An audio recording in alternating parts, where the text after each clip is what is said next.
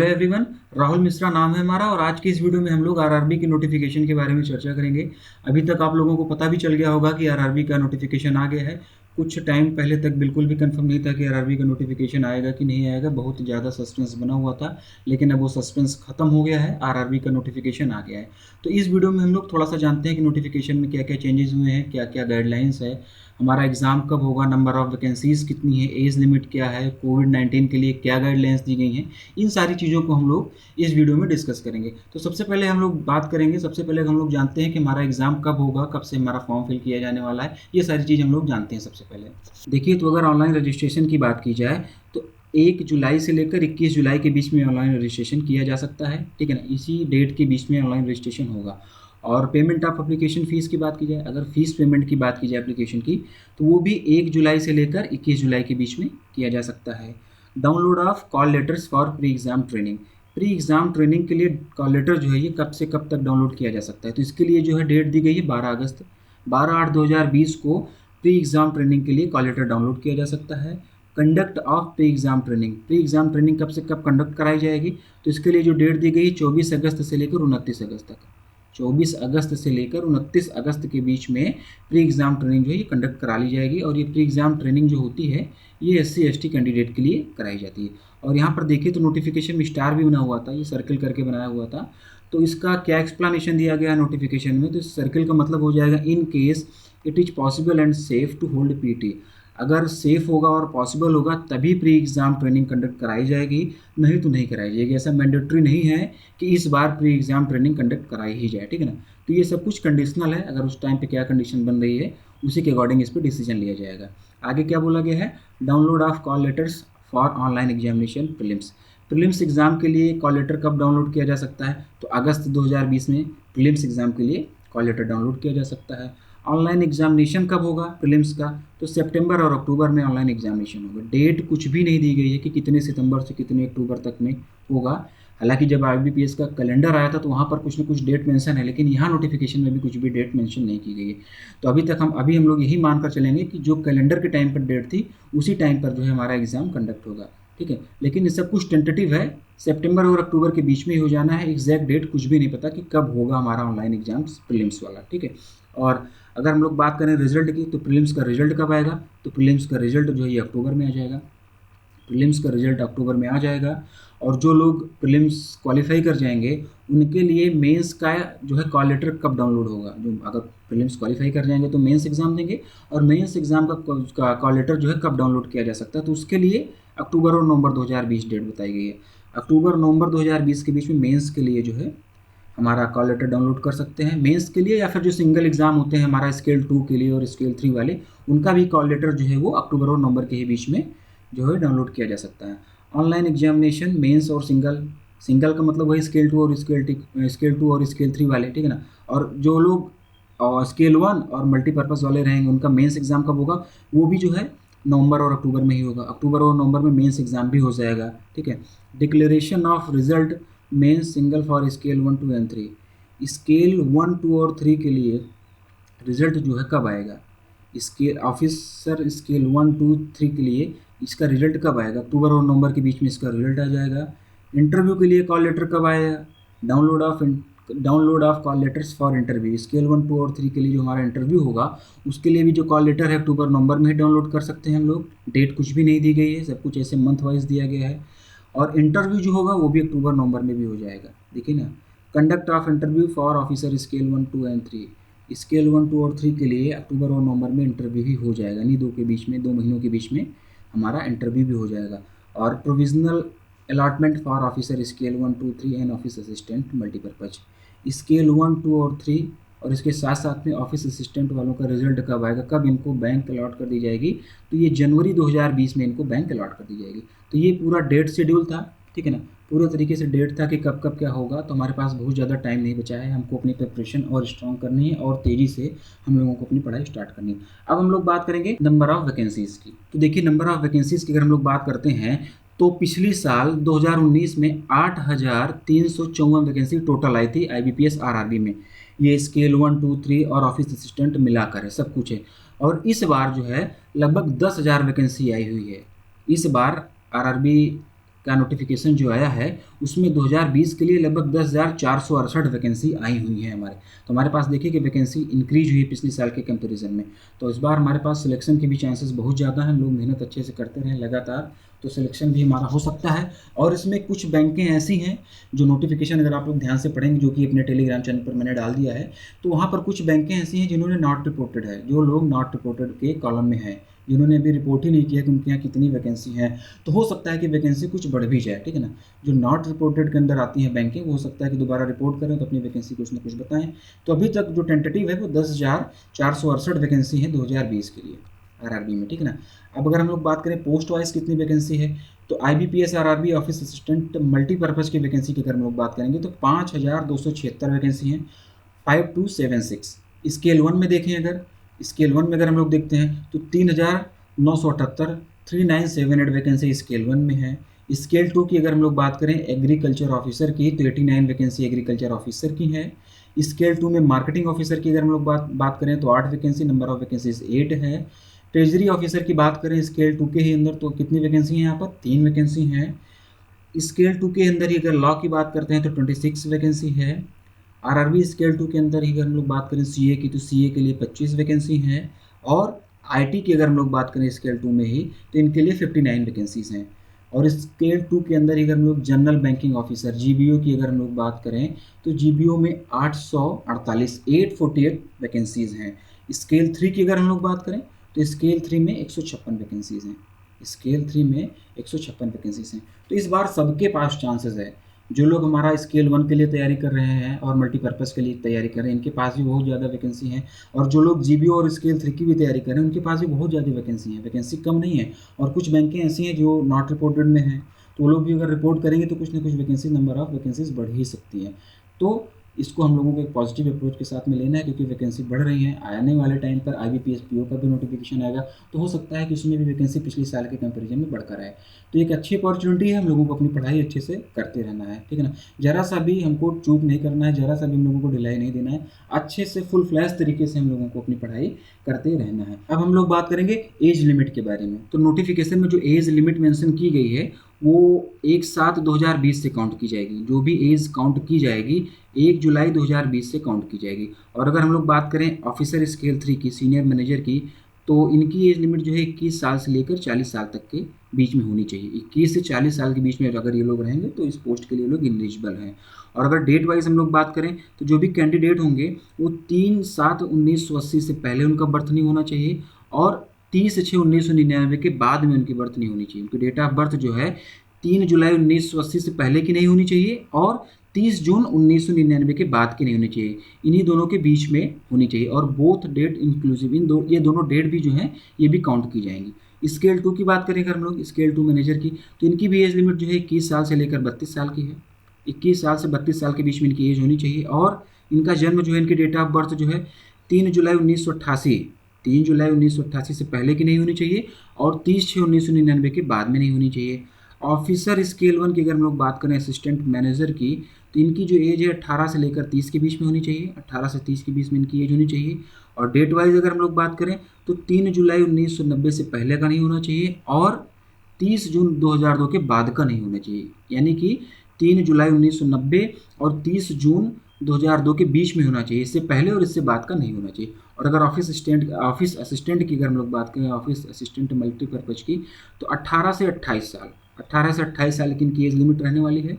और 2 जुलाई 1992 से पहले नहीं जन्म होना चाहिए, 2 जुलाई 1992 से पहले डेट ऑफ बर्थ नहीं होनी चाहिए, और 1 जुलाई 2002 के बाद में इनकी डेट ऑफ बर्थ नहीं होनी चाहिए। इन्हीं दोनों डेट के बीच में डेट ऑफ बर्थ होनी चाहिए। अब हम लोग बात करेंगे कोरोना गाइडलाइंस के बारे में। कोरोना को मद्देनजर रखते हुए IBPS आरआरबी ने इस बार कोविड-19 के लिए एक अलग से गाइडलाइन जारी की है। क्या बोला गया है इस गाइडलाइन में? इस गाइडलाइन के अनुसार जो भी कैंडिडेट होंगे उनके पास उनका अपना खुद का मास्क होना चाहिए, और N95 मास्क ही होना चाहिए। उनके पास में अपना ग्लव्स होना चाहिए, वाटर बोतल भी खुद की होनी चाहिए। वहाँ पर सेंटर पर पानी वगैरह हो सकता है कि इस बार प्रोवाइड ना करें, क्योंकि स्पेशली मेंशन किया गया है कि आप लोग अपनी वाटर बोतल लेकर ही आएँ। हैंड सैनिटाइज़र भी आप लोगों के पास होना चाहिए। एग्जाम सेंटर पर आप लोग जाते हैं तो हैंड सैनिटाइज़र भी आप लोगों के साथ में होना चाहिए। Pen, call letter, original ID card, ये तो होना ही चाहिए। तो कोरोना से रिलेटेड क्या क्या था? N95 मास्क होना चाहिए, ग्लव्स होना चाहिए, वाटर बोतल और हैंड सैनिटाइज़र भी होना चाहिए, ठीक है ना।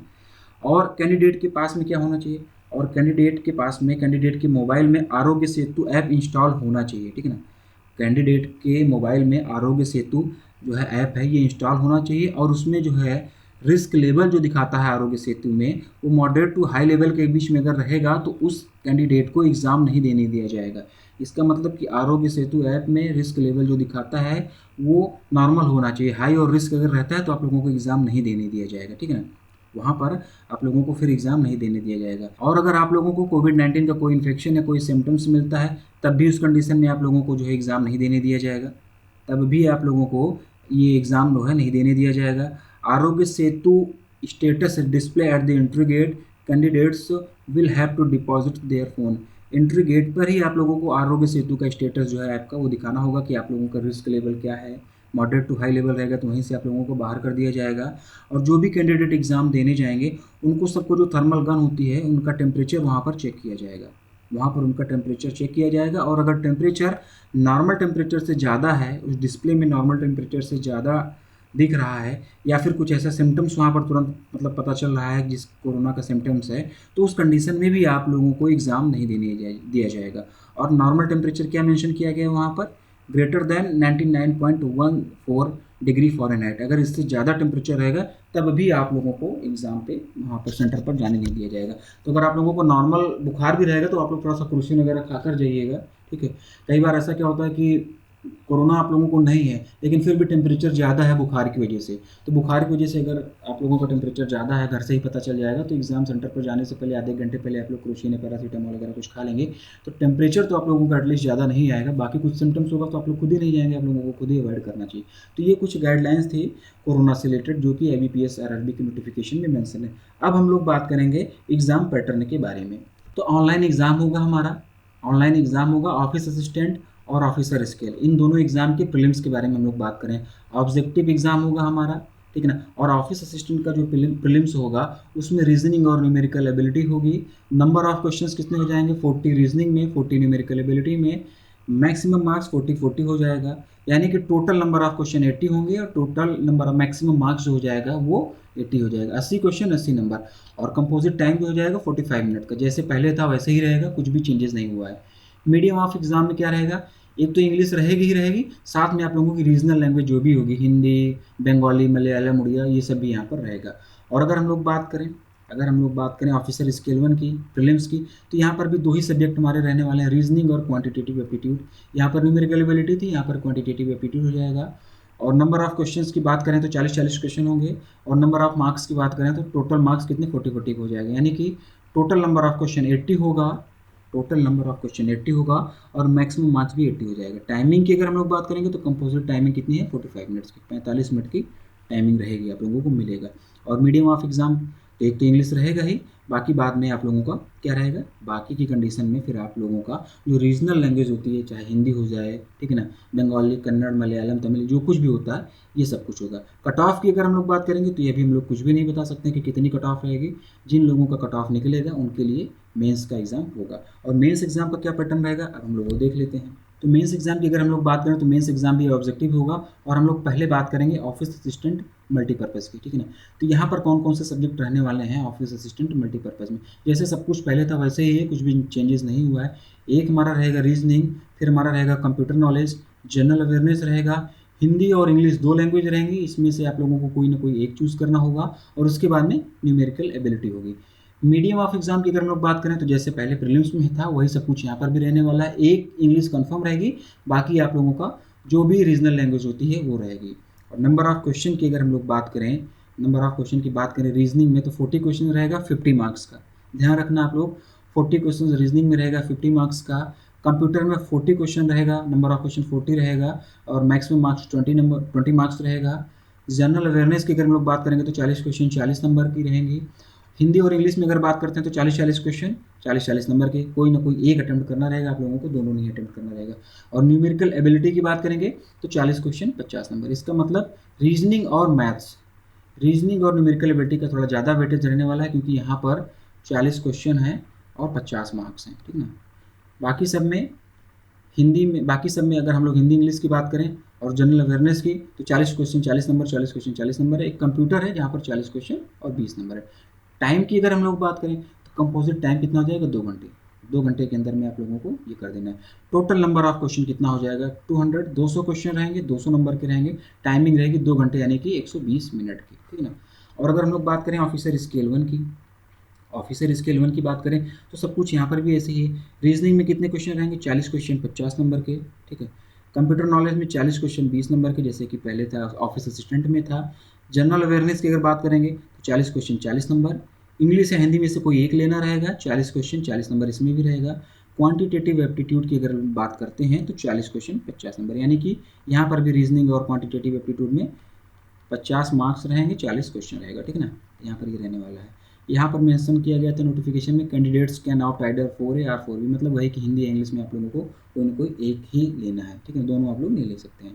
Total number of question officer scale 1 में भी 200 क्वेश्चन 200 नंबर। और टाइमिंग की अगर हम लोग बात करेंगे तो कंपोजिट टाइमिंग इसकी कितनी हो जाएगी, 2 घंटे की कंपोजिट टाइमिंग हो जाएगी। अब हम लोग बात करेंगे सिंगल एग्जाम जो हमारे होते हैं, जैसे कि हमारा स्केल 2 हो गया और स्केल 3, इनमें प्रीलिम्स नहीं होता है, इसमें सिंगल होता है। तो इनका क्या पैटर्न रहने वाला है, इनका एग्जाम का पैटर्न कैसे रहने वाला है, उसके बारे में हम लोग जानते हैं। तो देखिए सिंगल लेवल के जो एग्जाम हमारे होंगे स्केल 2 के, ये भी ऑब्जेक्टिव ही रहने वाले हैं, ऑब्जेक्टिव होगा ये। और ऑफिसर स्केल 2 की अगर हम लोग बात करें, जीबीओ की, जनरल बैंकिंग ऑफिसर जीबीओ की अगर हम लोग बात करें तो यहाँ पर रीजनिंग होगी। रीजनिंग का मीडियम ऑफ एग्जाम हिंदी और इंग्लिश रहेगा, यहाँ पर मेंशन कर दिया गया है। 40 क्वेश्चन 50 नंबर। कंप्यूटर की अगर हम लोग बात करते हैं, कंप्यूटर नॉलेज की, तो 40 question 20 number.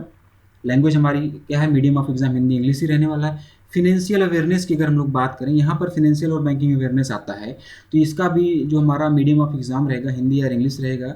40 question 40 number. Language की अगर हम लोग बात करें तो हिंदी और इंग्लिश 2 लैंग्वेज रहेंगी, जिसमें से कि कोई ना कोई एक ही लैंग्वेज हम लोगों को लेना रहेगा, दोनों नहीं लेना रहेगा। तो इंग्लिश लैंग्वेज की लैंग्वेज इंग्लिश रहेगी, हिंदी लैंग्वेज की लैंग्वेज हिंदी रहेगी, और उसमें 40 क्वेश्चन 40 नंबर ही रहेंगे। क्वांटिटेटिव एप्टीट्यूड और डाटा इंटरप्रिटेशन यहाँ पर आता है। इसका जो हमारा मीडियम ऑफ एग्जाम रहेगा हिंदी और इंग्लिश रहेगा, 40 क्वेश्चन 50 नंबर, यानी कि रीजनिंग और क्वांटिटेटिव एप्टीट्यूड में जो है 40 क्वेश्चन 50 नंबर रहेगा। कंप्यूटर में 40 क्वेश्चन 20 नंबर, बाकी फिनेंशियल अवेयरनेस में 40 क्वेश्चन 40 नंबर, हिंदी और इंग्लिश में 40 क्वेश्चन 40 नंबर, यही हमारा रहने वाला है। यहाँ पर क्वांटिटेटिव एप्टीट्यूड के साथ में डाटा इंटरप्रिटेशन DI भी आती है, तो आप लोग DI की भी प्रैक्टिस वगैरह करते रहिए। प्लेलिस्ट बनाई गई है चैनल पर, यहाँ पर हम लोगों ने DI डिस्कस किए हुए हैं। आने वाले टाइम में अभी आप लोगों को और भी बहुत सारे DI वगैरह मैं आप लोगों के लिए लेकर आऊँगा। और टाइमिंग की अगर हम लोग बात करें तो कंपोजिट टाइमिंग इसकी कितनी हो जाएगी, 2 घंटे की हो जाएगी, यानी कि 120 मिनट, 120 मिनट की। और स्केल 2 में ही अगर हम लोग स्पेशलिस्ट कैडर की बात करें तो यहाँ पर क्या क्या होगा, यहाँ पर हो जाएगा प्रोफेशनल नॉलेज हो जाएगा, 40 क्वेश्चन 40 नंबर का, ठीक ना। हिंदी और इंग्लिश इसका मीडियम ऑफ एग्जाम रहेगा। रीजनिंग की बात करते हैं तो 40 क्वेश्चन 40 नंबर, यहाँ पर रीजनिंग की बात करेंगे तो 40 क्वेश्चन 40 नंबर। फिनेंशियल अवेयरनेस की बात करेंगे तो 40 क्वेश्चन 40 नंबर। इंग्लिश या हिंदी में से कोई एक लेना रहेगा, 40 क्वेश्चन 20 नंबर, यहाँ पर 40 क्वेश्चन 20 नंबर हो जाएगा। कंप्यूटर नॉलेज की अगर हम लोग बात करेंगे तो 40 क्वेश्चन 20 नंबर हो जाएगा। और क्वांटिटेटिव एप्टीट्यूड और डाटा इंटरप्रिटेशन यहाँ पर भी है, यहाँ पर 40 क्वेश्चन 40 नंबर का। इसका मतलब यहाँ पर प्रोफेशनल नॉलेज का वेटेज, प्रोफेशनल नॉलेज, रीजनिंग और quantitative aptitude, professional knowledge, reasoning और क्वांटिटेटिव एप्टीट्यूड, इनके सब में, इन सब में 40 क्वेश्चन और 40 नंबर हैं, ठीक है ना। और फिनेंशियल अवेयरनेस में भी 40 क्वेश्चन 40 नंबर हैं। Professional knowledge, reasoning, financial awareness 40 question 40 number. Hindi और इंग्लिश में 40 क्वेश्चन 20 नंबर। कंप्यूटर नॉलेज में 40 क्वेश्चन 20 नंबर, यानी कि इन तीनों में 40 क्वेश्चन 20 नंबर, बाकी सब में 40 क्वेश्चन 40 नंबर के बराबर है। टोटल यहाँ पर 6 सब्जेक्ट हो गए हैं, ठीक है ना। यहाँ पर टोटल 6 सब्जेक्ट हो गए हैं। और नंबर ऑफ क्वेश्चन की बात करेंगे तो टोटल नंबर ऑफ क्वेश्चन 240 रहेंगे, और मैक्सिमम मार्क्स, टोटल मार्क्स रहेंगे 200। 240 क्वेश्चन 200 नंबर। और टाइमिंग की भी अगर हम लोग बात करें तो 2.5 घंटे यहाँ पर आप लोगों को मिलने वाला, 2 घंटे नहीं, यहाँ पर तो 2 घंटे था, यहाँ पर प्रोफेशनल नॉलेज में आप लोगों को 2.5 घंटे आप लोगों को यहाँ पर मिलने वाला है। और अब हम लोग बात करेंगे स्केल 3 की। स्केल 3 की अगर हम लोग बात करेंगे तो ये भी ऑब्जेक्टिव ही रहेगा। रीजनिंग में 40 क्वेश्चन रहेंगे 50 नंबर के। कंप्यूटर नॉलेज की अगर हम लोग बात करेंगे तो 40 क्वेश्चन 20 नंबर। फिनेंशियल अवेयरनेस की अगर हम लोग बात करते हैं तो 40 क्वेश्चन 40 नंबर, ठीक है। हिंदी या इंग्लिश 2 लैंग्वेज रहेंगी, दोनों में से कोई एक आप लोगों को लेना रहेगा, और उसमें 40 क्वेश्चन 40 नंबर ही रहेगा, 40 क्वेश्चन 40 नंबर ही रहेगा। क्वांटिटेटिव एप्टीट्यूड और डाटा इंटरप्रिटेशन DI सब में आ रही है, इसमें क्या रहेगा 40 क्वेश्चन 50 नंबर, यानी कि रीजनिंग और DI, रीजनिंग और क्वांटिटेटिव एप्टीट्यूड और DI, इसमें 40 क्वेश्चन 50 नंबर रहेंगे। कंप्यूटर नॉलेज में 40 क्वेश्चन 20 नंबर रहेगा। बाकी फिनेंशियल अवेयरनेस, हिंदी या इंग्लिश जो भी हम लोग लेंगे, इसमें 40 क्वेश्चन 40 नंबर का रहेगा। ठीक है। यहाँ पर 4A और 4B में से आप लोगों को एक ही लेना है। इसका मतलब वही जो मैंने बताया कि इंग्लिश और हिंदी में से कोई ना कोई एक ही लैंग्वेज आप लोगों को लेनी रहेगी। और टाइमिंग की अगर हम लोग बात करें तो 2 घंटे हमारा टाइम रहने वाला है, ठीक है ना। 2 घंटे का हमको इसमें टाइम मिलेगा, ठीक है। तो इस तरीके से हम लोगों ने एग्जाम पैटर्न सबका डिस्कस कर लिया, चाहे फिर वो स्केल 1 का हो, स्केल 2 का हो, या फिर मल्टीपर्पज ऑफिस असिस्टेंट का हो, ठीक है। इन सारी चीज़ों को हम लोगों ने डिस्कस कर लिया। अब हम लोगों को अपनी तैयारी बहुत ही अच्छे से करना है, बहुत अच्छे से अपनी तैयारी स्टार्ट कर देनी है। हमको मैथमेटिक्स वगैरह का प्रैक्टिस करते रहना है, डीआई वगैरह लगाते रहना, क्योंकि डीआई पूछी जा रही है और ठीक ठाक लेवल की डीआई आएगी। स्केल 2 और स्केल 3 में, स्केल 1 में भी ठीक ठाक लेवल की डीआई आएगी। डीआई वगैरह की प्लेलिस्ट बना दी गई, आप लोग जाकर देखना चाहें तो देख सकते हैं। आने वाले टाइम में और भी डीआई आप लोगों के लिए मेंस लेवल की मैं लाने वाला हूँ, ठीक है। यहाँ पर इतनी सारी चीज़ें हम लोगों ने डिस्कस कर लिया। अब एक चीज़ दिमाग में और आ रहा होगा कि क्या निगेटिव मार्किंग है इस बार की नहीं, नेगेटिव मार्किंग है कि नहीं, ये दिमाग में हमारे आ रहा होगा। तो नोटिफिकेशन में साफ साफ लिखा है 1/4 of marks assign to that question will be deducted as a penalty to arrive at corrected score. इसका मतलब कि 1/4 नेगेटिव मार्किंग रहेगी, 0.25 नंबर की नेगेटिव मार्किंग यहाँ पर रहने वाली है, ठीक है ना। तो नेगेटिव मार्किंग के बारे में हम लोगों ने चर्चा कर लिया। अब हम लोग बात कर लेते हैं एप्लीकेशन फॉर्म फीस के बारे में। फीस कितनी लगने वाली है, जो भी हम लोग ये फॉर्म भरेंगे इसकी फ़ीस कितनी लगेगी, इसके बारे में हम लोग थोड़ा सा जान ही लेते हैं। ऑफिसर स्केल 1, 2 और 3 के लिए जो फीस हमारी रहेगी, SC, ST, PWD कैंडिडेट्स के लिए 175 रुपये रहने वाली है और बाकी सब के लिए 850 रुपये रहने वाली है। ऑफिस असिस्टेंट की अगर हम लोग बात करेंगे मल्टीपर्पज़ की, तो यहाँ पर भी वही सेम चीज़, 175 रुपये SC, ST, PWD, ESM candidates के लिए और 850 रुपये बाकी अदर्स कैंडिडेट्स के लिए 850 रुपये लगने वाला है। तो ये फीस की भी हम लोगों ने बात कर लिया। तो इस वीडियो में हम लोगों ने अभी तक IBPS RRB की नोटिफिकेशन के बारे में सारी चीज़ें हम लोगों ने जान ली हैं कि कब हमारा एग्ज़ाम होगा, क्या क्या हमारी डेट रहने वाली है, कब हम लोग pre exam training call letter download कर सकते हैं, कब हमारा इंटरव्यू होगा, किस में इंटरव्यू है, किस में नहीं है, क्या क्या सिलेबस है, कितने सब्जेक्ट हैं, कितने नंबर के क्वेश्चन आएंगे, सारी चीज़ें हम लोगों ने जान ली हैं, ठीक है। अब आने वाले टाइम पे हम लोग अच्छे से पढ़ाई करना है। हम लोगों के पास टाइम बहुत ज़्यादा नहीं है। जुलाई स्टार्ट हो गई, जुलाई, अगस्त, सितंबर से स्टार्ट हमारा एग्ज़ाम हो ही जाना है, तो टाइम बहुत कम बचा हुआ है। तो आप लोगों को प्रॉपर स्ट्रेटेजी बनाइए और उसी हिसाब से तैयारी करिए। Current affairs, banking and financial awareness, strategy, इन सारी चीज़ों में थोड़ी सी मेहनत के साथ में अच्छे मार्क्स गेन किए जा सकते हैं। तो आप लोग इनको लगातार पढ़िए, इनकी लगातार आप लोग पढ़ाई करिए। नोट्स वगैरह अगर बनाना चाहें तो आप लोग खुद से भी बनाइए। और बैंकिंग एंड फाइनेंशियल अवेयरनेस की अगर बात होगी तो इसी चैनल पर मैंने पूरी प्लेलिस्ट बना दी है जनवरी 2020 से लेकर आज तक, और आने वाले टाइम में आप लोगों को और भी वीडियोस मिलते रहेंगे। तो आप लोग जाकर उन सारी वीडियोस को देख डालिए, एक बार देख डालिए। आप लोग ऑफिस में बैठे हैं, काम कर रहे हैं, स्केल 2 वाले जो, अगर आप लोग तो कहीं ना कहीं वर्किंग होंगे तो थोड़ा बहुत टाइम अगर मिलता है तो आप लोग उन सारी वीडियोस को देखते रहिए, ठीक है ना। और PDF भी अगर आप लोगों को चाहिए होगी तो हमारा टेलीग्राम चैनल है, वहाँ पर हम लोग इसकी PDF वगैरह भी डालते रहते हैं। टेलीग्राम चैनल पर आप लोग कैसे पहुँच सकते हैं और भी कहाँ से आप लोगों को PDF मिल सकते हैं, नीचे वीडियो के नीचे डिस्क्रिप्शन में सारी चीज़ें दी जाएंगी। आप लोग वहाँ पर देखिए, वहाँ से आप लोग कनेक्ट होइए और इन सारी चीज़ों को पढ़िए। करंट अफेयर्स वगैरह भी स्टार्ट करिए। जिन लोगों को आज सिंगल एग्जाम है वो लोग तो मेंस लेवल की मैथमेटिक्स स्टार्ट कर दें अपना पढ़ना, मैथ्स वगैरह ठीक ठाक लेवल की पढ़ना स्टार्ट करें। जिन लोगों का जैसे कि स्केल 1 हो गया और ऑफिस असिस्टेंट हो गया, जहाँ पर प्रीलिम्स एग्जाम भी होना है, तो आप लोग प्रीलिम्स को भी थोड़ा टारगेट करिए। लेकिन ऐसा नहीं कि पहले प्रीलिम्स का टारगेट कर लीजिए, उसके बाद में प्रीलिम्स निकल जाए तब मेंस का करिए। मेंस की तैयारी करते रहिए, लेकिन प्रीलिम्स में कुछ स्पेसिफिक टॉपिक होते हैं जिसमें से कि क्वेश्चन पूछे ही जाते हैं, तो आप लोग उस पर भी तैयारी करिए, उस पर भी फोकस करिए। और प्रीलिम्स की कट ऑफ कितनी जाती है आप लोगों को पता है, ठीक है ना। आप लोगों को कुछ बताना नहीं है, अगर आप लोग नए नहीं हैं, 1-2 बार एग्जाम पहले दिए हैं, तो आप लोगों को पता है कि प्रीलिम्स की कट ऑफ कितनी जाती है। आने वाले टाइम पे अभी एक वीडियो में कट ऑफ के लिए भी बना देता हूँ, जहाँ पर आप लोगों को पिछले साल क्या कट ऑफ थी वो सब चीज़ बता देता हूँ, तो थोड़ा बहुत मोटा मोटा आइडिया आप लोगों को लग जाएगा, ठीक है। तो ठीक है, बस आज की वीडियो में बस इतना ही। हम लोगों ने मोटा मोटा सब कुछ जान लिया है IBPS RRB के बारे में कि कब हमारा एग्ज़ाम है, सब कुछ हमें पता चल गया। अब हमको सिर्फ और सिर्फ अपनी तैयारी करना है। तो आप लोग ढंग से पढ़ाई अपनी स्टार्ट करिए। आने वाले टाइम पे आप लोगों के लिए मैं अरिथमेटिक्स के भी कुछ टॉपिक कवर कराने वाला हूँ, DI भी मैं लेकर आप लोगों को आने वाला हूँ, ठीक है ना। तो आज के लिए इतना ही, थैंक यू।